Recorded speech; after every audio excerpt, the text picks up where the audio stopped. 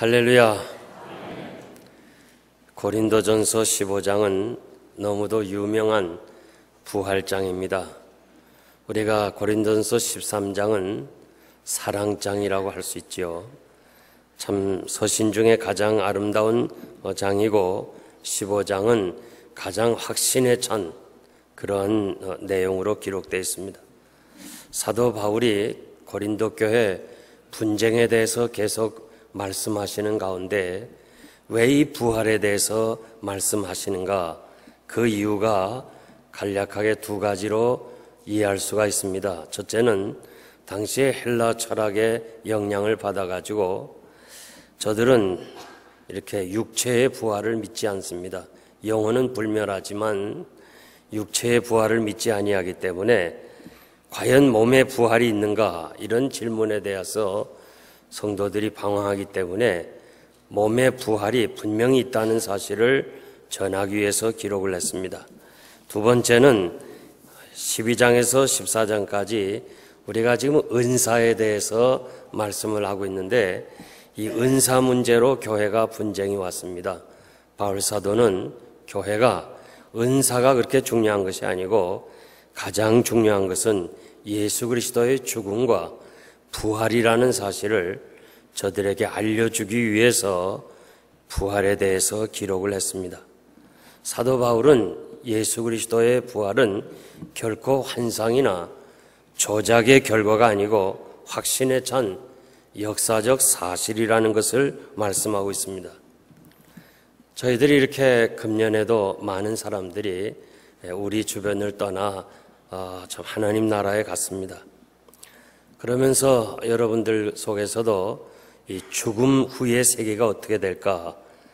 성경에 많이 언급은 없습니다만은 그러나 성경에 기록된 대로 여러분들에게 말씀을 드리면서 이 사후 세계에 대해서 여러분들이 믿음으로 또 성경 지식을 가지고 있어야 되겠다 싶어서 간략하게 말씀을 드립니다.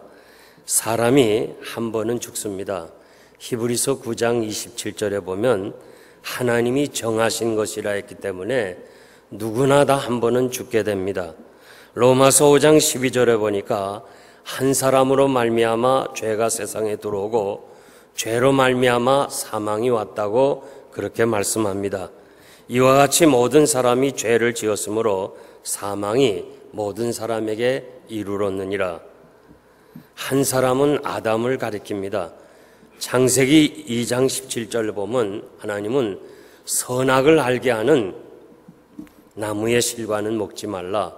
먹는 날에는 정령 죽으리라 이렇게 말씀했는데 불순종함으로 사탄의 유혹으로 인해서 저들은 이 열매를 먹었습니다. 그래서 불순종의 결과로 얻어진 형벌이 흙에서 취했으니 너는 흙으로 돌아가라. 모든 인생들은 흙에서 취했으니까 흙으로 돌아가라. 그렇게 죽음을 선언했습니다. 그러므로 사람은 누구나 한 번은 다 가야 합니다. 여호수아는 나는 많은 사람이 가는 길로 간다고 고백을 했습니다. 다윗은 돌아올 수 없는 길이라 그렇게 죽음을 표현했습니다. 죽음 후에는 어떻게 될까? 누가복음 16장 22절 보니까 거지 나사로가 죽어서 천사들에게 받들려 아브라함의 품에 들어가고 부자는 음부에서 고통 중에 있다고 말씀합니다. 그러니까 이 두 사람이 죽었는데 한 사람은 아주 장사를 잘 지냈어요. 그래도 그 영혼은 음부에 들어가고 한 사람은 비천한 사람이라 제대로 장례식도 못했지만은 결국 아브라함의 품에 갔다고 그렇게 말씀합니다.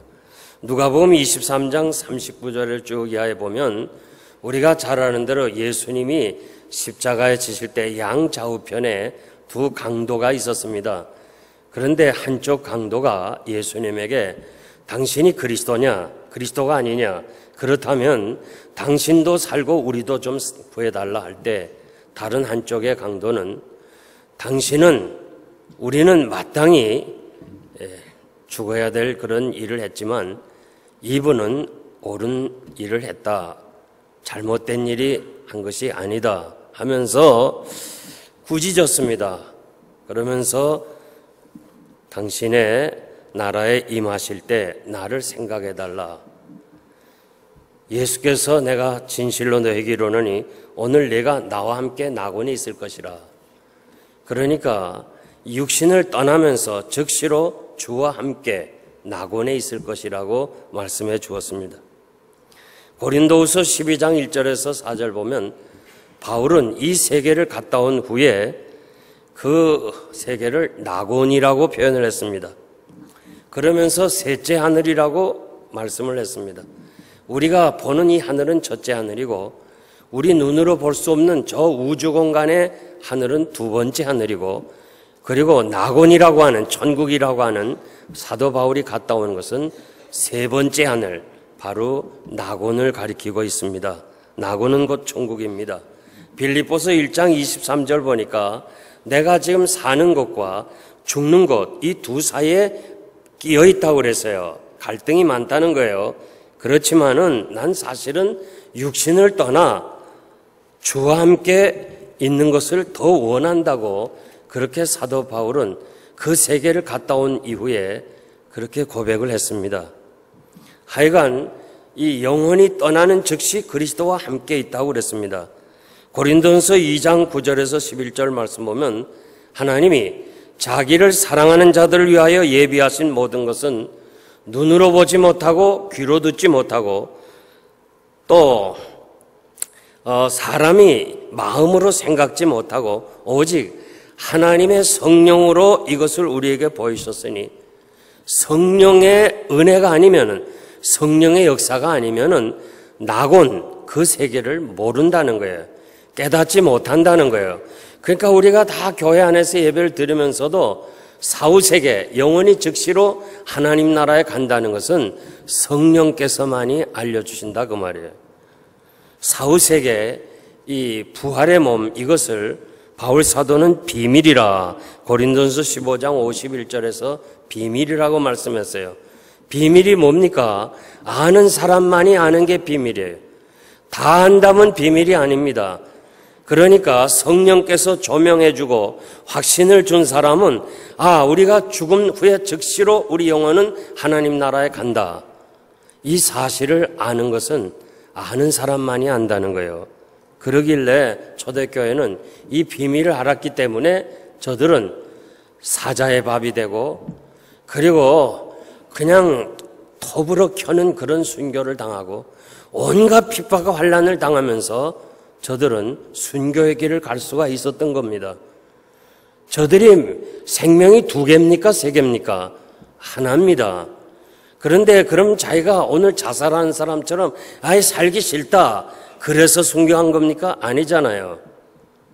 바로 하나밖에 없는 생명이지만은 여기서 떠나는 즉시로, 이 육신의 장막을 떠나는 즉시로 주와 함께 거한다는 것을 성령께서 확실하게 확신시켜 주니까 기쁨으로 순교 현장에 간 거예요. 믿습니까? 그러므로 저는 여러분도 이 비밀을 알기를 바랍니다. 죽음 후에 부활할 때까지, 이 죽고 나서 부활할 그 기간을 신학적 용어로 중간 상태라 그렇게 얘기합니다. 우리가 모태에서 출생해서 죽을 때까지 세계가 하나 있어요.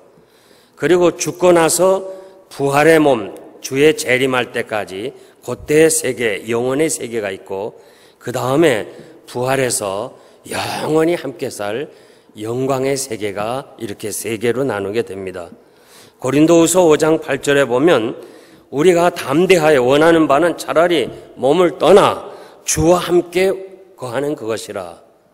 바울 사도는 이 낙원에 갔다 온 그 체험이 있기 때문에 아주 담대하게 여기를 떠나서 주와 함께 살고 싶다, 그렇게 말씀하십니다. 우리가 성경에 보면 이 중간 상태, 그러니까 우리가 죽고 나서 부활의 몸을 덧입을 때까지 그 영혼의 세계가 어떤 것인가 이렇게 성경은 많이 언급을 안 했습니다. 그 이유는 구원의 종말론적 완성은 육체적 부활에서 찾기 때문에 많은 얘기는 안 했지만은 우리 주님이 부자와 거지 나사로의 그 비유의 말씀을 통해서 우리들에게 이 궁금한 세계를 알려주신 거예요. 부자와 거지 나사로는 이 중간 상태에서 우리가 살았다는 것을 알 수 있습니다. 두 사람 다 죽음이 찾아왔습니다. 인간의 생명은 사후에 계속된다는 것을 보여주고 있습니다. 지상에서 삶의 태도가 바로 사후에 천국과 지옥으로 갈아탈 수 있다, 갈려진다. 이것을 또 우리에게 가르쳐 주고 있어요. 그리고 부자는 고통스러운 곳에 있고 나사로는 아주 기쁜 세계에 있는 것도 보여주고 있습니다. 나사로를 시켜서 자기 혀에 물 한 방울 떨어뜨려 달라 말한 것을 보면 이 사후 세계에서도 부활할 때까지 이 중간 상태인데 이때도 서로 세상에 살던 이런 관계의 의식이 있습니다. 부자가 종을 부리듯이 나사로를 좀 부려서 이 땅에 있는 우리 형제들에게 좀 가르쳐 가서 얘기도 해달라고 그러고 또 보내서 이 혀에 물방울이라도 좀 찍어달라. 이 세상에서 살던 그런 관계적인 의식이 사후세계에도 있다는 것을 우리가 알 수 있습니다. 그래서 성도가 구원받아 아브라함의 품에서 기쁨과 위로와 안식의 쉼을 누릴 때 그러면 믿지 않는 부모와 형제들이 지옥에 있는 것을 볼 때 마음이 아프지 않겠는가? 이렇게 의식이 있는데 괴롭지 않을까? 저 우리 아버지가 저 지옥에 있는 거 어떡하나? 이런 문제에 대해서 오늘 가만히 성경에 보니까 이 부자는 아브라함의 품에 있는 나사로를 보았지만은 나사로는 지옥에 있는 부자를 보지를 못했어요. 이것이 마치 어두운 가운데 있는 사람들은 이 빛에 있는 사람을 볼 수 있지만은 빛에 있는 사람이 어두운 데 있는 사람을 볼 수 없는 것과 같은 거예요. 쉽게 설명드리면 우리가 극장에서 연극을 볼 때 무대 조명을 받는 사람들은 여러분들이 다 봐요. 그러나 어두운 데서 있는 사람들은 무대에 선 사람이 여러분을 볼 수가 없는 거예요. 부자는 지옥에 가서도 예수 믿지 않는 걸 후회해요. 그리고 그 아픔에 내가 왜 그랬을까? 내가 왜 진작 예수를 안 믿었을까? 왜 아브라함을 저렇게 이 품에 있는 나사로를 좀 도와주지 않았을까? 이런 아쉬움과 아픔이 있어요. 그러니까 지옥의 세계는 세상의 감정들이 그대로 다 있어요. 거기에는 아픔도 있고 슬픔도 있고 괴로움도 있어요. 그런데 천국에 있는 거지 나사로는 기쁨만 있어요. 찬송만 있고 감사가 있어요. 그러니까 사후 세계에 있어서도 우리는 저들과 조금 더 신경 쓸 거 없어요. 이미 우리 할아버지, 아버지 예수 안 믿고 지옥에 가도 우리가 안 보니까, 못 보니까. 그리고 우리의 그 감정이 그 지옥에 있는 사람은 세상의 감정을 그대로 가져갔지만은 하나님 나라의 우리들은 변화된 그런 영적 축복의 세계니까 거기에 대해서 관심이 없고 항상 감사와 기쁨과 찬송만 있는 줄 믿습니다. 부자와 거지는 다 똑같이 죽었습니다. 이 죽음의 경계선을 넘을 때 여러분 비자가 있어야 될 거 아니에요.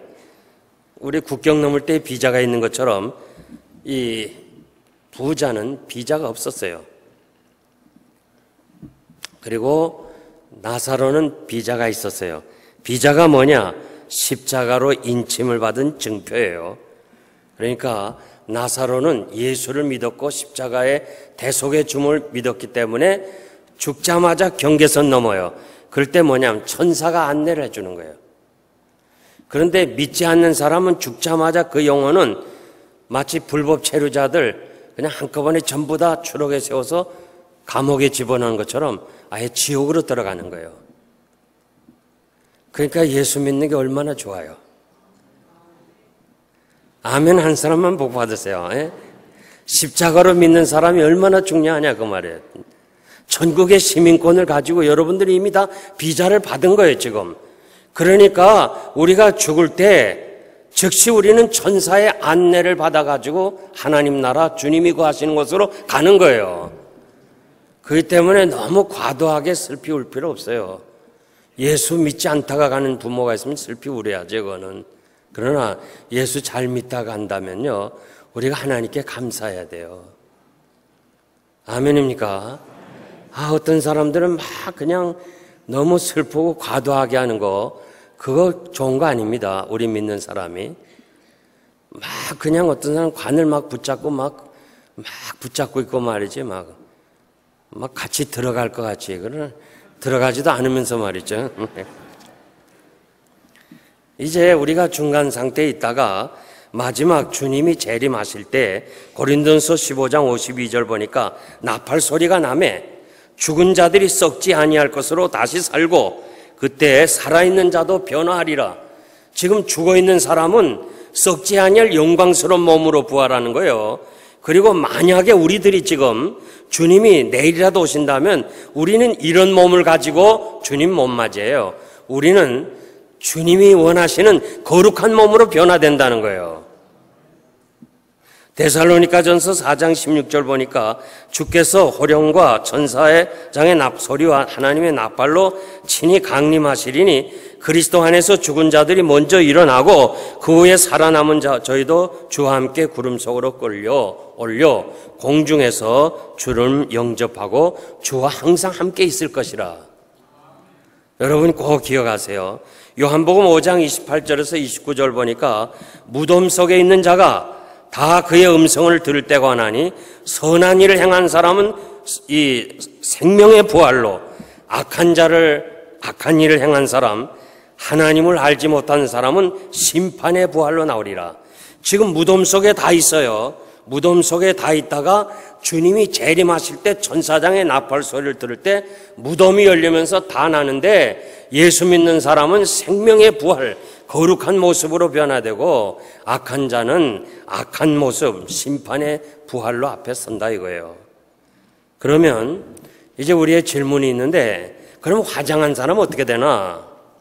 이 무덤이 열린다고 그랬는데 그럼 화장한 사람은 어떠냐?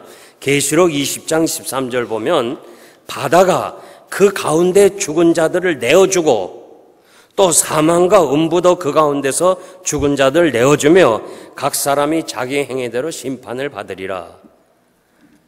화장해서 가루로 해서 바다에 뿌렸다 합시다. 그 바다에 뿌린 사람은 어떻게 되느냐? 또 사자의 밥이 돼가지고 말이야, 사자의 뱃속에 다 들어간 사람은 부활 때 어떻게 될 거예요? 또 여러 가지 모습으로 죽은 사람은 어떻게 될 거예요? 여러분 무덤에만 자꾸 들어가려고 그러는데 지금 한국 교회는 이제 화장을 많이 강조합니다. 이 무덤에 들어가면 뭐 다 되는 것 같지만은 무덤에 들어가면요 오래 있으면 다 썩어요. 제가 이 중고등학교 시절 때 이 아르바이트 하면서 이 장승백이죠. 상도동 장승백이 번동 노량진 그 상수도 파는 데 가서 일을 좀 했는데 가다 보면 무덤이 나오잖아요. 그 무덤이 아주 콘크리트로 뭐 잘했어요. 겉관을. 그거를 깨부시니까 그냥 시꺼먼 물이 나오고 다 하나도 없어 흔적도. 그러니까 꼭 그 화장해서 되는 거 아닙니다. 화장해서 이 고기밥이 돼서 없어지더라도 이 다니엘서 12장 2절 보니까 땅의 티끌 가운데서 자는 자 중에 많이 깨어 영생을 얻는 자도 있고 수욕을 받아서 무궁히 부끄러움을 입는 자도 있으리라. 고린도전서 15장 50절 52절 보니까 이 혈과 육은 하나님의 나라를 유업으로 받을 수 없습니다. 이 썩은 육체는 유업으로 받지 못해요. 그러니까 나팔 소리가 날 때에 주님이 재림할 때 호련히 변화하는데 성도들이 막 죽었다가 이 시체들이 막 마치 무슨 이 조작을 만들어 가지고 뭐 조립해 가지고 옛날 모습으로 태어나는 거 아니에요. 그런 거 아니에요. 그런 걸 생각하니까 자꾸 매장만 하려고 그래. 이제 앞으로 여러분 이 10년 뒤에 우리가 매장을 하려면 3만 불 비용을 가져야 돼요. 돈이 문제가 아니고 이 주님이 오실 때에 뭐 이렇게 우리가 죽은 모습 이대로 이거 가지고 뭐 어디서 찾아가지고 뭐 이렇게 해서 에스겔 골짜기에서 뭐 뼈가 마드 부딪히듯이 이렇게 해서 되는 것이 아니고 하나님의 창조에 의해서 새롭게 변화된 몸으로 만드신다는 거예요. 계시록 20장 12절 보니까 생명책이 있고 행위책이가 있는데 생명책에 기록된 사람들을 하나님께서 그 명단 보시고 암흑의 영생교회 누구 명단 다 있잖아요. 이 사람들을 다시 영광스러운 신령한 몸으로 우리를 다 만든다는 거예요. 이 몸 가지고는 하나님의 나라에서 영생복락을 누릴 수 없는 거예요. 아멘입니까? 그래서 그리고 행위책은 뭐예요? 믿지 않는 사람들 앞으로 심판받기 위해서 저들이 다 부활해서 심판에 서게 되고 생명책에 기록된 사람은 영생의 복으로 들어가고 행위에 기록된 사람은 사망 곧 불못에 던지운다. 계시록 20장 14절 말씀이에요. 누구든지 생명책에 기록되지 못한 자는 불못에 던지우리라. 계시록 20장 15절 말씀이에요. 다시 여러분들에게 요약해서 말씀드리면 사람이 죽을 때 즉시 우리 영혼은 주님과 함께 거합니다.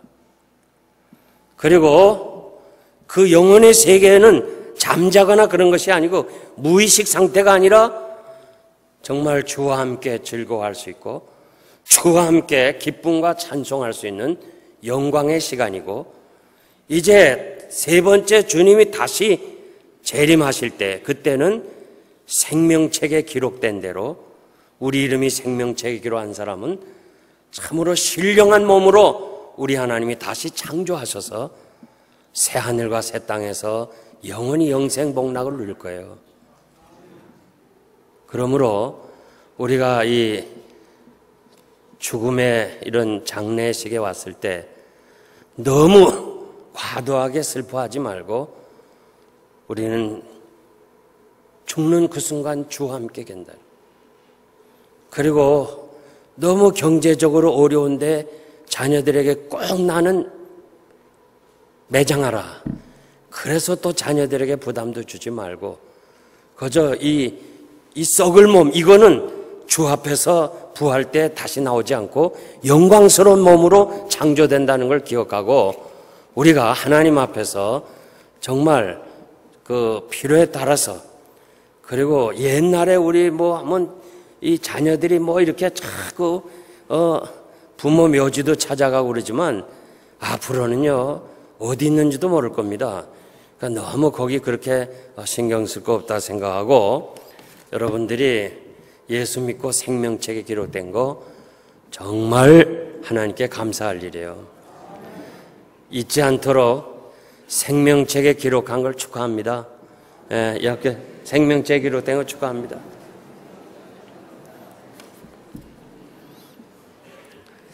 네, 제가 부활에 대해서 말씀하면서 여러분들이 이렇게 우리가 죽음에 대해서 사후세계에 대해서 그저 간략하게 여러분들에게 말씀드렸고 또 다음 기회에 있으면 또 말씀드리겠습니다.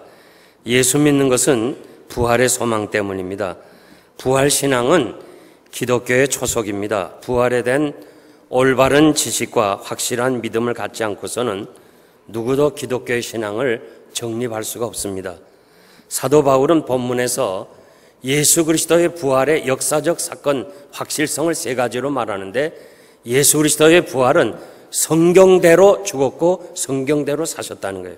예언대로 됐다는 것과 두 번째 500여 이상 베드로뿐만 아니라 야고보 그리고 모든 사람 12사도에게 뿐만 아니라 500여 사람들의 일시적으로 보여줬다는 것과 세 번째는 자기 자신의 회심 나 같은 사람도 이렇게 회심하게 된 이 사실이 세 가지로 부활의 역사적 사실을 증거하고 있는 것입니다. 그러므로 여러분들에게 간단하게 말씀드리는데 예수 그리스도의 1절 보니까 죽으심과 부활을 믿지 못하면 헛되이 믿는 거다 그랬어요. 그러니까 아무리 신앙생활 많이 하고 뭐 집사가 되고 장로가 되고 목사가 되고 신학자가 됐다 할지라도 예수 그리스도의 죽으심과 부활을 믿지 못하면 헛되이 믿는 사람이라고 그랬어요. 그러나 단 1년을 믿어도 주님이 나 위해서 죽으시고 주님이 나 위해서 부활하셨다는 것을 믿는다면 진정한 하나님의 사람, 성도라 그렇게 말씀하고 있습니다. 예수 그리스도의 부활은 예언대로 성취된 것입니다. 3절 4절에 보니까 성경대로 그리스도께서 우리 죄를 위하여 죽으시고 장사 지낸 바 되었다가 성경대로 사흘 만에 다시 살아나사 성경대로 말씀했어요. 예수 그리스도의 부활 사건이 돌발적인 사건이 아니라 구약에 예언한 그대로 죽으시고 예언한 그대로 다시 사셨다는 거예요. 최초로 창세기 3장 15절에서 이 여자의 후손인 예수님이 부활을 통해서 사단의 사망 권세를 깨뜨리시겠다고 말씀했습니다. 시편 16편 10절 보니까 이는 내 영혼을 음부에 버리지 아니하시며 주의 거룩한 자로 썩지 않게 하실 것이라. 호세아 6장 2절 보면 여호와께서 이틀 후에 우리를 살리시며 제3일에 일으키시리니 우리가 그 앞에 살리라. 이사야 53장은 예수 그리스도의 죽음에 대해서 말씀해 주고 있습니다. 그러므로 예수님이 그 죽었다가 다시 살아난 것을 제사장들과 그 무리들이 거짓으로 이렇게 유포한 그 사실이 오늘까지 사람들에게 참 의심을 주고 있는 것들을 우리가 볼 수 있어요. 성경이 예언하고 그대로 성취되었기 때문에 누가 부활을 막을 수 없다는 거예요. 역사상에서요, 많은 사람들이 이 부활을 좀 거짓이다 이렇게 자기가 증거하기 위해서 많은 사람들이 성경을 연구하고 이 예수의 죽으심을 연구했다가 다 그들이 손들고 십자가 앞에 회개하고 돌아온 것을 우리는 잘 알 수 있습니다. 두 번째, 많은 사람들이 부활의 증인이 되었다는 거예요. 5절에서 7절 보니까 주님이 십자가에 죽으신 것을 많이 본 것처럼 3일 만에 다시 산 것도 많이 보았다는 거예요. 게바에게 보이시고 12 사도에게와 그리고 500여 형제에게 일시에 보였다는 거예요. 이렇게 개인적으로 한두 사람 만났다 그러면 혹시 환상이라든지 혹은 너무 사모하는 나머지 뭐 잘못 봤다 이렇게 이해할 수도 있지만 500명이 일시에 보았다는 거예요. 그거 어떻게 거짓말할 수 없다는 거예요. 그러면서 중요한 것은 사도 바울이 고린도서 15장 서신을 쓸 때에 많은 사람, 500명 중에서 많은 사람이 아직도 살아있다는 거예요. 살아있는데 거짓말할 수 있어요? 그리고 특별히 야고보에게 보이셨다. 우리 베드로에게 보인 거 잘 알잖아요. 야고보, 여기서 야고보를 강조하는 것은 야고보는 주님의 형제입니다. 요한복음 7장 5절 보니까 이는 그 형제들이 예수를 믿지 아니하였더라. 예수님의 이 친동생들이 있어요. 친동생들이 형님이 뭐 구세주라 그러고 뭐 성찬식을 거행하고 믿지 않은 거예요. 안 그래요? 이 같이 뭐 밥 먹고 다다 어느 날 뭐 형님이 내가 구세주라 그러고 뭐 메시아라 그러는 거 동생들이 믿겠어요? 안 믿었어요. 전에 내려온 얘기하면 성찬식을 거행할 때 야고보가 뛰쳐나갔답니다. 도대체 우리 형님 왜 저렇게 하나? 저건 무슨 짓 하나? 그런데 자기 눈으로 직접 주님의 죽으심을 보았어요. 자기 눈으로 직접 주님의 부활을 하신 주님 만났어요. 개인적으로 만나주셨어요. 동생아, 믿음 없는 사람 되지 말고 믿는 사람 되라. 그래서 성찬식을 동생에게 개인적으로 해줬다는 전설이 있어요.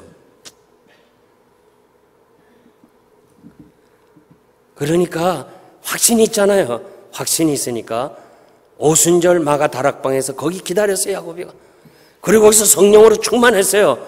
그래서 예루살렘 교회 지도자가 됐고 우리 성경에 야고보서를 쓰게 된 거예요. 야고보서.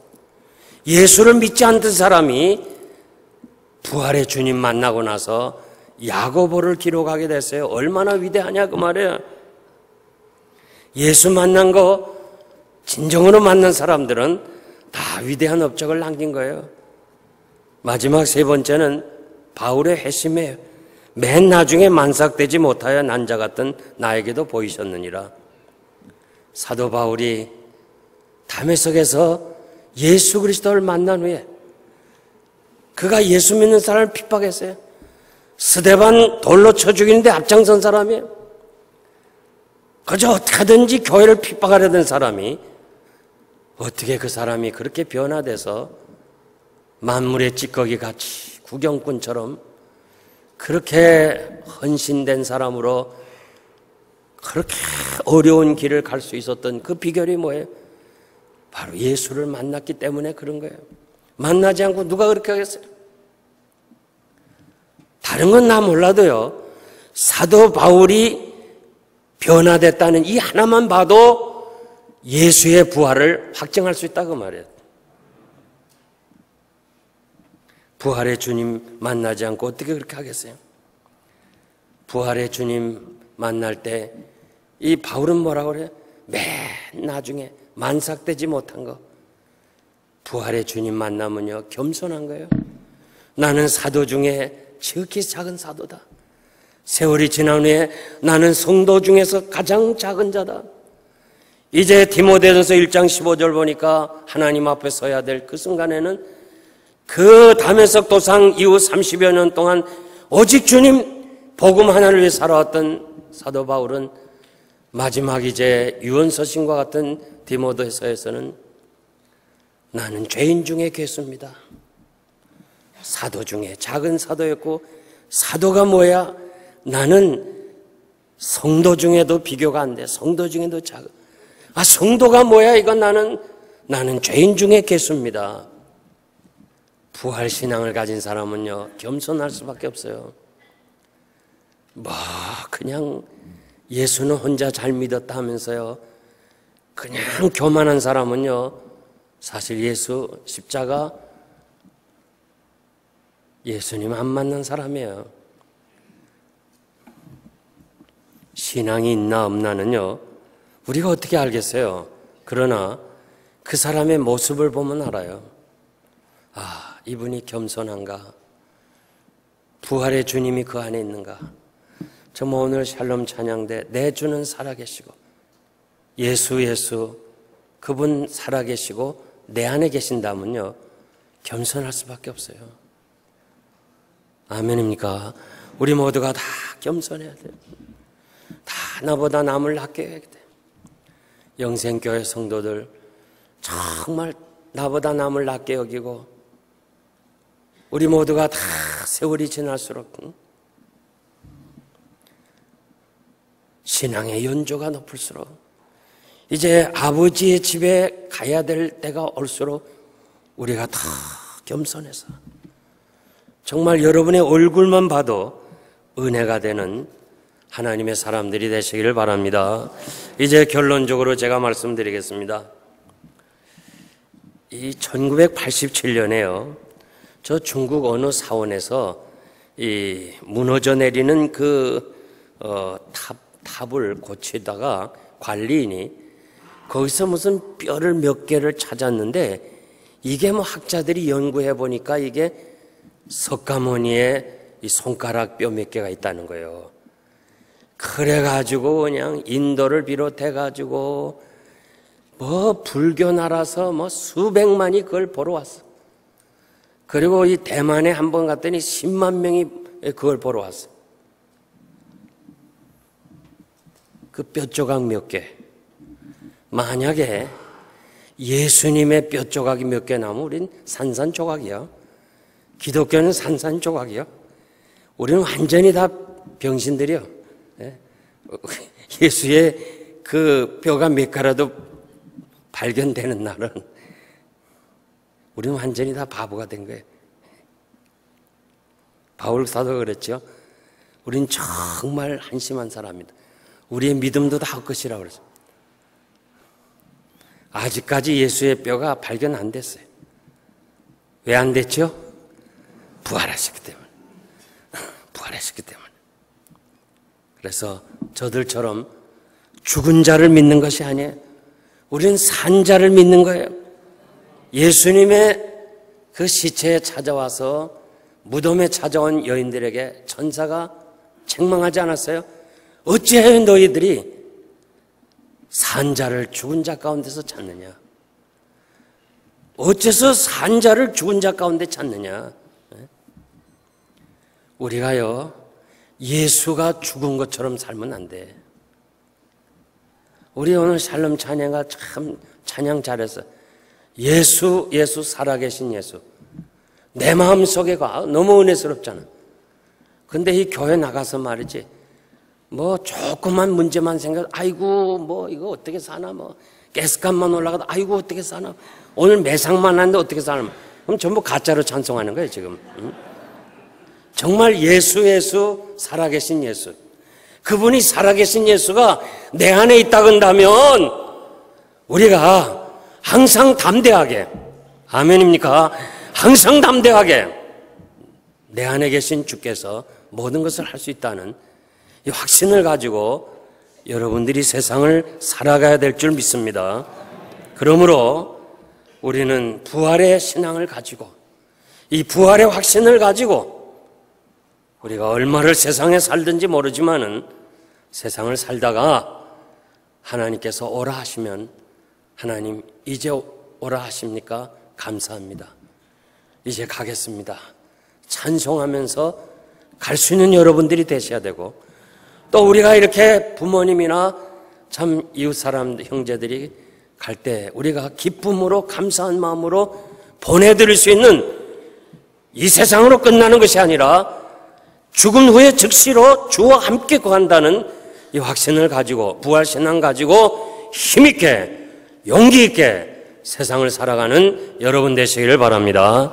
기도하겠습니다.